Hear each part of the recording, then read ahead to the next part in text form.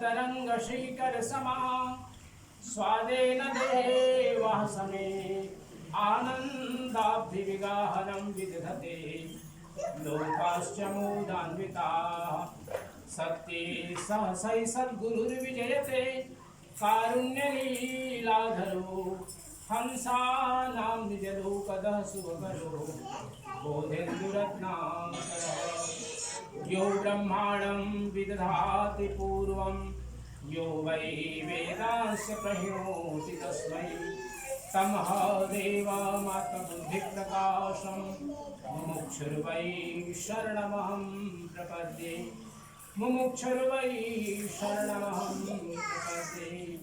प्रेम से बोलिए सद्गुरु कबीर साहेब की जय। सद्गुरु कबीर साहेब की जय। सब संत भक्त समाज की जय। आज के आनंद की जय। सत्य पुरुष परमात्मा हम सबके हृदय में विराजमान सद्गुरु कबीर साहेब परम आदरणीय महंत श्री दिनेश दास जी अभिलक एवं हमारे आदरणीय सभी महंत साहेबों, आदरणीय सभी भक्त हंसजन, देवियों और सज्जनों, परम पावन अवसर आज हम सब लोग सद्गुरु कबीर साहेब, धनीधर दास साहेब अभिलक कुंज में हम लोग उपस्थित हैं और गुरु धनीधर दास साहेब का प्राकट्य महोत्सव मना रहे हैं। बहुत सी बातें हमारे आदरणीय महंत साहब जी ने हम सब लोगों को बतलाई धनीधर दास साहब के बारे में। हमारे जितने भी ग्रंथ हैं सद्गुरु कबीर साहब के, मुख्य रूप से हम सब लोग जानते हैं बीजक है, उनका साखी ग्रंथ है और शब्दावली, तीन प्रमुख है जिनकी वाणी कही जाती हैं। ये कबीर साहब की वाणियाँ हैं जिसमें भक्ति, ज्ञान, वैराग्य, कर्मयोग सभी बातें की गई हैं। लेकिन जब सागर ग्रंथों की बात करते हैं, अनुराग सागर, बोध सागर आदि जितने भी ग्रंथ हैं, इसमें संवाद है। संवाद का अर्थ होता है प्रश्न पूछा गया, उसका उत्तर दिया गया।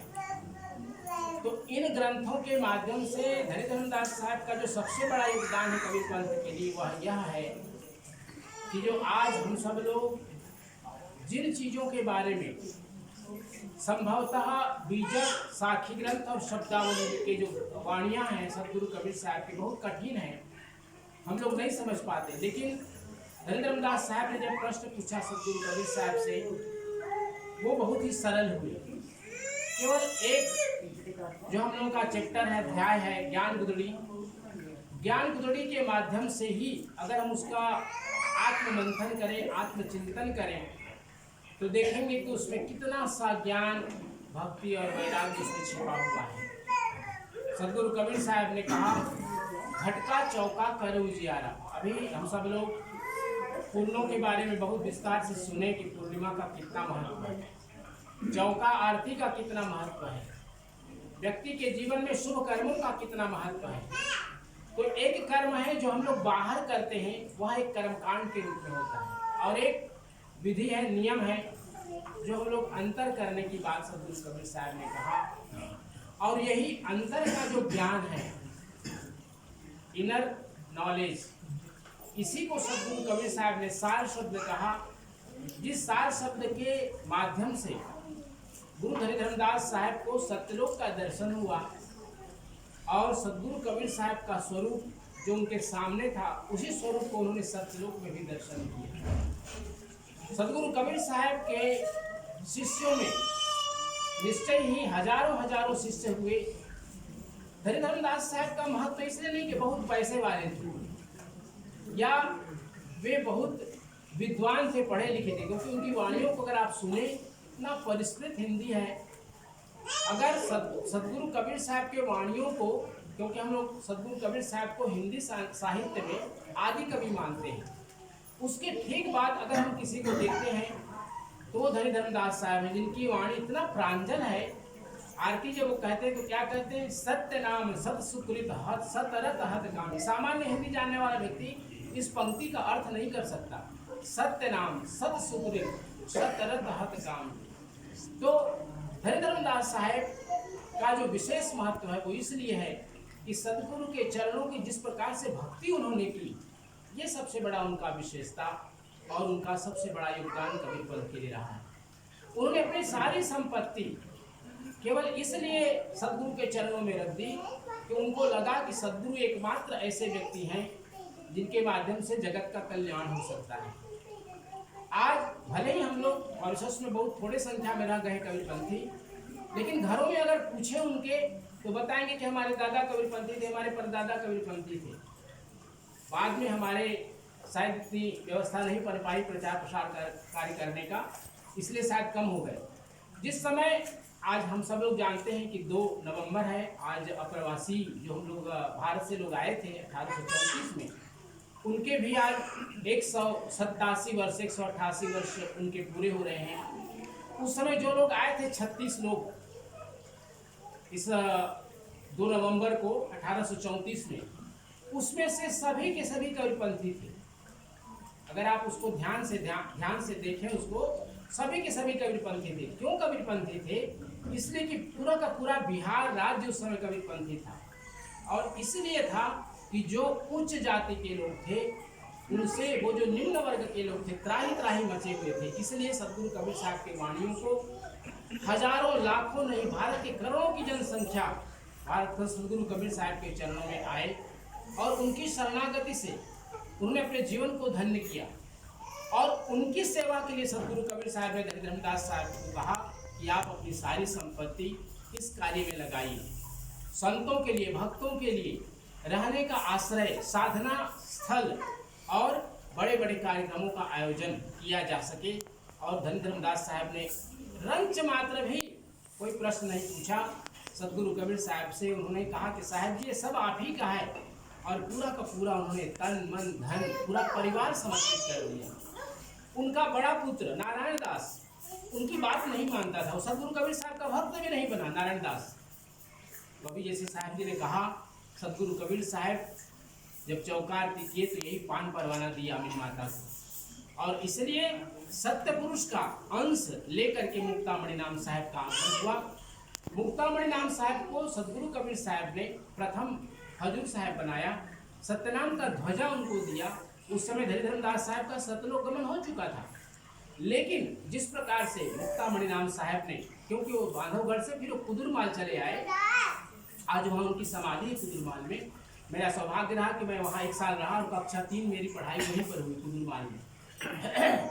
तो सदगुरु कबीर साहब की इस परंपरा को, यद्यपि वहाँ पर ज्ञानी परंपरा की भी एक संस्था है भारत में, अपने कबीरपंथ की बहुत सी शाखाएं हैं, जिसमें से काशी में कबीर चौरा मठ है।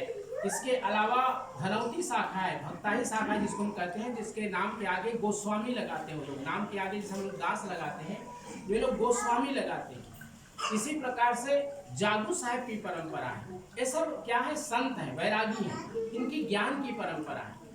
लेकिन सभी को धर्मदास साहब ने बिना किसी भेदभाव के अपनी संपत्ति से सबको सहयोग किया। आज भारत में धीरे धीरे पुनः विकास हो रहा है, पुनः जागरण हो रहा है कबीरपंथ का।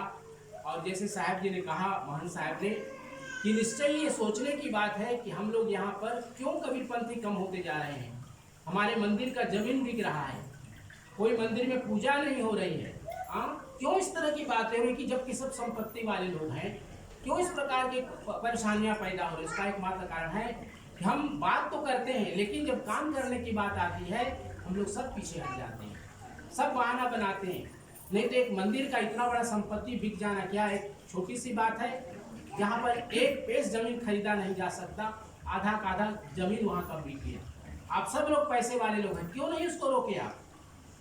ये सब सोचने की बात है। पूरे कबीरपंथ को केवल एक व्यक्ति की सोचने की बात नहीं। कहीं मंदिर में पूजा नहीं हो रही, क्यों पूजा नहीं हो रही है? वहाँ की कमेटी को आप बोलिए कि आप लोग कमेटी आप लोग पास में है, भक्त लोग हैं, क्यों आप लोग हर महीना आप लोग पूर्णिमा नहीं करते हैं? बोलना चाहिए साहब जी, क्योंकि आप लोग का सामर्थ्य है आप लोग बोलने के लिए, क्योंकि आप ही लोग मेंबर हैं सभी संस्थाओं में, अलग अलग नहीं है। तो इन चीज़ों को ध्यान हम लोग को देना चाहिए। केवल जयंती मना लेना, भोजन भंडारा खा लेना, ये मात्र कबीरपंथ का विषय नहीं है। जो हमारे अंदर कमियां हैं हम सब लोग उसको ध्यान देना चाहिए, न केवल एक घर के बारे में बल्कि दूसरे के घर के बारे में जब बोलते हैं तो दूसरे को भी देखना चाहिए, क्योंकि एक बोलने से दूसरे व्यक्ति की गलती छिपती नहीं है। गलती तो गलती है, चाहे आप करें चाहे मैं करूं, वो गलती गलती है। इसलिए ध्यान देना चाहिए इन चीज़ों को। आपको मैं बहुत बहुत धन्यवाद देता हूँ महंत दिनेश साहब जी, और जितने भी भक्त लोग आए हैं धर्मदास साहब की कृपा आप सबको प्राप्त हो। आइए सतगुरु कबीर साहब के पावन नाम का संकीर्तन करते हैं, विधि को आगे बढ़ाएंगे। सब लोग मिल के बोलते हैं सतनाम सत्यनाम सत्यनाम बोल, जय करुणामय सत्यनाम बोल, सत्यनाम सत्यनाम सत्यनाम बोल, जय करुणामय सत्यनाम बोल, सत्यनाम सत्यनाम सत्यनाम बोल, जय करुणामय सत्यनाम बोल, सत्यनाम सत्यनाम सत्यनाम बोल, जय करुणामय सत्यनाम बोल, सत्यनाम सत्यनाम सत्यनाम बोल, जय करुणामय